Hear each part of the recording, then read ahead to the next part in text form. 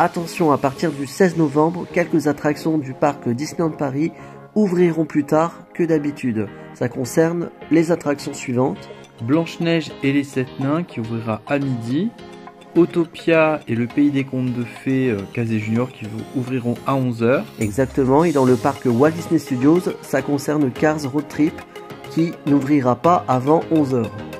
Voilà une décision inédite de Disneyland Paris. Complètement. De ne pas ouvrir ces attractions, ces 4 attractions à l'heure d'ouverture habituelle du parc. Tout à fait, donc c'est pour des raisons budgétaires de la maintenance.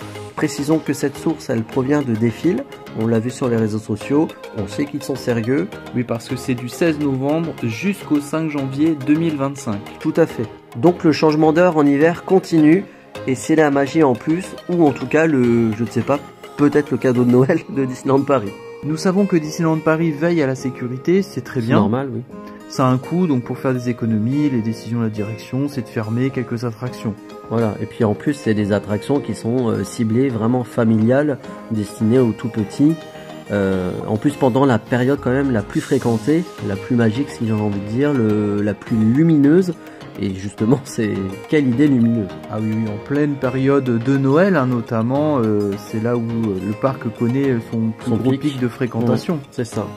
Voilà, donc n'hésitez pas à nous dire en commentaire ce que vous en pensez. Et puis justement, c'est quoi les conséquences de cette décision? Et les visiteurs, ils vont se reporter sur les autres attractions.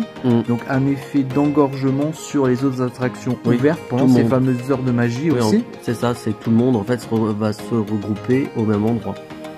Donc, et puis étrangement, moi je trouve quand même bizarre, hein, c'est volontaire ou pas d'avoir choisi des attractions qui bénéficient pas le système la Premier Access. Et oui, c'est les attractions où il y a une file payante pour accéder à un coupe-fil. Le Premier Access, celles-là, elles sont bien ouvertes, ça, il n'y a pas de problème. Exactement. Et quoi qu'il en soit, nous sommes abasourdis, vraiment très surpris, même si par cette nouvelle, hein, même si nous on n'est pas concernés, parce que honnêtement on fait pas des attractions, et notamment celle-ci, et surtout le matin, nous on préfère faire des attractions le soir, mais en tout cas on a pensé à vous, et c'est l'objectif de cette vidéo, c'est vraiment pour vous en informer, parce que si vous prévoyez votre séjour durant cette période, oui, regardez bien dans l'application de Disneyland Paris les ouvertures, parce qu'en plus en décembre il y a souvent le parc qui ferme plus tôt sur certains soirs, et donc c'est important de savoir, parce que si les attractions ouvre plus tard et que le parc ferme plus tôt, il va bien falloir vous organiser dans votre journée. Exactement. Alors là après on va parler aussi des réhabilitations, mais ce qui est normal, hein, pour la sécurité c'est obligatoire, c'est la législation française et puis la norme européenne aussi, de veiller à la sécurité, c'est tout à fait normal. On n'a pas envie d'avoir d'accident. Bien sûr, donc on va vous lister quelques attractions qui sont concernées. Il y a le Fantomanoir, donc du 18 novembre au 29 novembre, qui sera fermé. Oui, le pavillon des princesses aussi du 18 novembre jusqu'au 22 novembre. Blanche-Neige et les 7 nains, justement, donc du 4 novembre au 15. Et puis après, ça ouvrira en horaire réduit à partir de midi, celle-ci.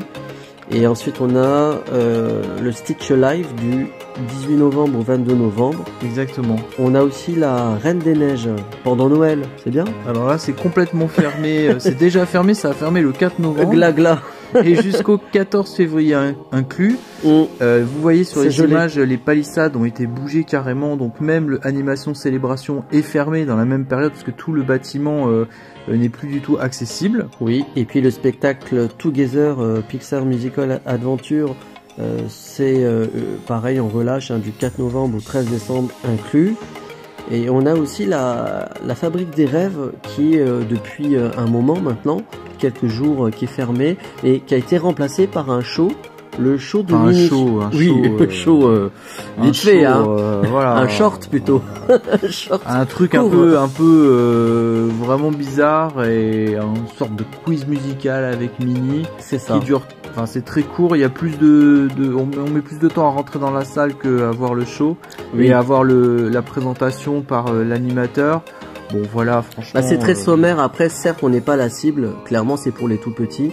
Mais par contre ça fait vraiment sommaire, on a l'impression que c'est brouillon. Clairement ce show de remplacement, on se demande qu'est-ce qu'il fait là, pourquoi ne pas avoir fermé complètement le bâtiment, ou avoir mis une rencontre personnage de Noël, parce que justement il y avait à une époque il y avait le spectacle dans la, je sais plus dans quelle salle, peut-être où il y avait Mickey le magicien.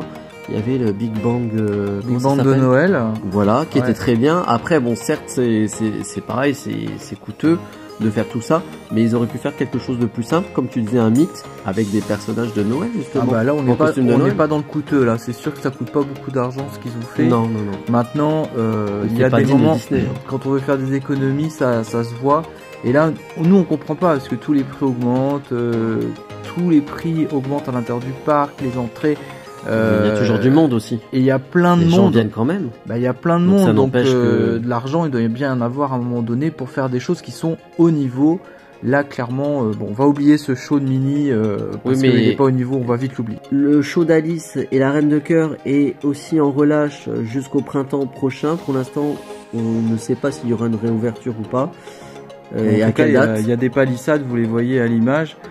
Du coup, il n'y a pas du tout l'accès même à l'entrée de ce show, c'est complètement fermé. Tout à fait. Il y a des attractions dans le parc principal, Big Thunder Mountain, à partir du 6 janvier pour normalement une durée de 6 mois. Ensuite, il y a le Pays des Contes de Fées et Casey Junior qui va fermer du 6 au 10 janvier. C'est marrant parce que ça venait de réouvrir, mais ça referme. Voilà, ça s'en va et ça revient. Alors, It's a Small World, fermeture le 20 janvier. Pour l'instant, on ne sait pas combien de temps ça va durer. Le passage d'Aladin, c'est du 6 au 17 janvier. Et puis on finit par le show Mickey et le magicien qui sera en relâche du 6 janvier au 20 avril 2025. Donc des longues périodes de fermeture pour beaucoup de choses. Hein. Voilà, donc après, encore une fois, on comprend qu'il y a des réhabilitations, c'est normal, hein, la sécurité c'est obligatoire et c'est très bien, mais par contre c'est vrai que là ça fait beaucoup. C'est trop entre les ouvertures, ouais, plus tous les travaux, les palissades. Voilà, là, si on met la moitié du parc en travaux et puis qu'on ferme l'autre moitié, genre à un moment donné, il va rester quoi à faire dans le parc, se balader pour regarder tout ça fermé. C'est ça. Bon, on vous rappelle en tout cas que le but de cette vidéo est de vous informer pour que vous puissiez bien vous organiser. À partir de maintenant, parce que ça commence le 16 novembre, c'est quelques attractions qu'on vous a citées en début de vidéo qui seront ouvertes plus tard. Et puis il y a aussi des réhabilitations en janvier de shows ou d'autres attractions.